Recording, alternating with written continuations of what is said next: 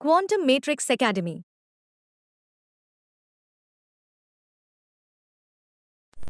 Hello everyone, আজকের topic শতকরা, যে টপিকটি নেওয়া হয়েছে ক্লাস 8 থেকে। ক্লাস 8-এর ওয়েস্ট বেঙ্গল বোর্ডের সিলেবাস থেকে নেওয়া হয়েছে টপিকটি। তো শতকরা সম্বন্ধে আলোচনা করতে গেলে আমরা প্রথমে বেসিক যে জিনিসগুলো জানতে হবে এবং প্রিলিমিনারি যে কোশ্চেন্সগুলো দেয়, লেখা অঙ্ক বা কঠিন প্রবলেমগুলো সলভ করবার আগে আমাদের বেসিক যে ছোট ছোট অঙ্কগুলো জানতে হবে, যেগুলো নিজে করিতে থাকে বা এক্সারসাইজের একদম শুরুতে থাকে, সেই বেসিক্স ম্যাথসগুলো বা প্রবলেমসগুলোকে নিয়ে আজকে আমরা ডিসকাস করবো। তো প্রথমে বলি শতকরা কি, সেটা তোমরা অনেকেই জানো, তাও বলছি। শতকরা মানে হচ্ছে কোনো জিনিসের একটা জিনিস 100 ভাগের কত ভাগ, তাতে এক্সপ্রেস করাটাকে আমরা বোঝাই শতকরা। যেমন আমি বললাম 2 ভাগের 1 ভাগ, এটা হচ্ছে হাফ। এইটা তাহলে শতকরা এক্সপ্রেস করছি মানে কি, যদি 2 ভাগের 1 ভাগ হয় তাহলে সেটা 100 ভাগের কত ভাগ হবে, এইটাই হচ্ছে শতকরা। সেটা তুমি যে কোনো প্রপোর্শনে, রেশিও থেকে, ফ্র্যাকশন থেকে তুমি এক্সপ্রেস করতে পারো, সেটাই হচ্ছে শতকরা। আবার আমি যদি এরকম লিখি এই যে 19%, এই কথাটার কি মানে? 19% মানে হচ্ছে 19/100। ঠিক আছে, এবার তোমাদের এখান থেকে 3টে মেন জিনিস দেওয়া হয়। সেটা হচ্ছে তোমাকে একটা ফ্র্যাকশন বা ভগ্নাংশ দিয়ে দেওয়া হবে, তোমাকে বলা হবে কি যে সেটা তুমি শতকরায় কনভার্ট করো। ঠিক আছে, তাহলে ধরো তোমাকে একটা ফ্র্যাকশন দিলাম 3/2, তোমাকে এটাকে শতকরাতে প্রকাশ করতে হবে। 3/2 কে শতকরায় প্রকাশ করার জন্য তুমি কি করবে? তুমি এখানে একটা দাগ টেনে নাও। এই 2টাকে আমাকে কততে কনভার্ট করতে হবে? 100 তে। এখানে লেখো 100। ঠিক আছে, এবার লেখো 2 ইন্টু, এখানে লেখো 3 ইন্টু। 2 কে কত দিয়ে গুণ করলে 100 হবে?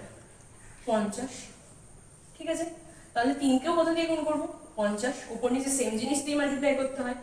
50 ইন্টু 3 করলে কত হচ্ছে? 150। তাহলে 3/2 সমান কত হলো? 150/100। তার মানে কত? 150%।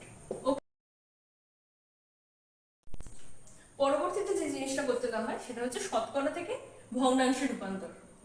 যেমন কি দিতে পারে তোমাকে?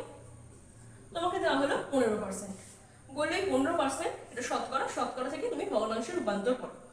তাহলে তুমি কি লিখবে? 15% মানে 15/100।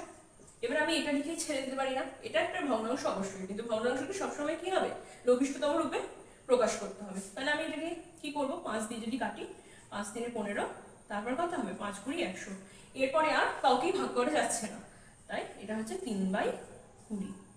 3-এর 20 হচ্ছে সেই ভগ্নাংশ রূপ 15%-এর। তাহলে এটা কি হলো? শতকরা থেকে ভগ্নাংশে রূপান্তর। আরেকটি যেটি জিনিস দেওয়া হয় সেটা হচ্ছে শতকরা থেকে ডেসিমেল ফর্ম বা দশমিক। এটা অনেকটা একই রকম, তুমি শতকরা থেকে ভগ্নাংশ বা ফ্র্যাকশন যেভাবে করছিলে সেখান থেকে তোমাকে শতকরা থেকে দশমিক করতে হবে। যেমন ধরো আমি একটা সহজ এক্সাম্পল নিচ্ছি, 50/100 মানে কি? 50%। এবার তোমাকে শতকরা থেকে যখন দশমিক করতে দেবে তখন তোমার শতকরা এটাই দেওয়া থাকবে যে 50%-কে দশমিকে প্রকাশ করো। তাহলে 50% সমান কত হবে? 50/100, আমি আগেই বললাম সেটা। এবার 50/100কে তুমি লঘিষ্ঠতম রূপে প্রকাশ করো, তাহলে কত হবে? 0 0 কেটে যাবে, তারপর কত হবে? 5 আর 2 10, তাহলে পড়ে থাকলো কত? হাফ। এবারে হাফ যেটা আমি পেলাম সেটা কিসে প্রকাশ করলাম? ভগ্নাংশে, কিন্তু আমাকে করতে হবে কিসে? দশমিকে। ঠিক, তাহলে দশমিকে করতে গেলে আমাকে কি করতে হবে? দেখো, তোমরা সবাই জানো যে আমাদের এই হর দিয়ে লবকে ভাগ করতে হয়। We have to divide the numerator by the denominator. 1 কে ভাগ করা যাবে না, তাহলে 0 নিলাম, এর একটা 0 পেলাম, 2 5 10। তাহলে উত্তরটা কত হলো? 0.5। তার মানে কি দাঁড়ালো? যদি আমাকে দেওয়া থাকে 50% শতকরা, সেটাকে আমি যখন দশমিকে রূপান্তর করছি পাচ্ছি 0.5, যখন ভগ্নাংশে রূপান্তর করছি তখন পাচ্ছি হাফ। ঠিক আছে, আচ্ছা, আজকে এই অবধি আমরা আলোচনা করব। পরবর্তীতে বাকি জিনিসগুলো বা বাকি যে প্রবলেমসগুলো হয় সেগুলো নিয়ে আলোচনা করার চেষ্টা করব।